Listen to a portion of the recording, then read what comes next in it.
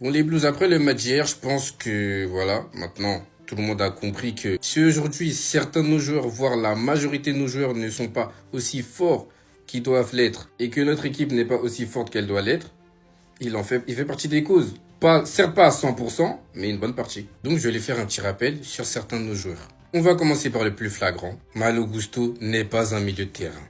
C'est un latéral de couloir. Tout simplement. Reece James, même si on a l'impression qu'il sait tout faire, c'est un latéral droit. Alors oui, encore quand il a un rôle hybride dans le sens où il rentre dans l'axe et des fois il est sur le côté droit, ça passe. Mais quand tu le mets juste en milieu de terrain, c'est faux. Palmer, à son retour, c'est côté droit. Soit tu le mets lié droit, soit tu le mets 10, demi-espace droit. Ça s'arrête là. Enzo Fernandez n'est pas un 10. Enzo Fernandez a besoin de faire partie du jeu. Un régulateur tout simplement. À la base, c'est soit un 8, soit un 6. João Pedro n'est pas un 9. C'est un meneur de jeu qui aime combiner avec son attaquant, qui aime faire partie du jeu aussi.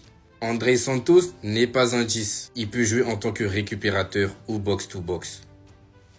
Donc voilà Maresca. Juste en respectant le poste de chacun de tes joueurs, on sera déjà 10 fois meilleur. Je vous le dis parce qu'aujourd'hui, si certains de nos joueurs se font insulter, dire « Ah, lui, il est nul, les gars », il en est responsable. Et ce qui est dommage, c'est que je vois des fans de Chelsea cracher sur nos joueurs, or qu'ils ne jouent même pas dans les meilleures conditions. Voilà, oui, d'accord, Maresca, c'est un jeune coach, mais je pense pas que tu aies besoin d'expérience pour savoir où tes joueurs doivent jouer et ne pas inventer.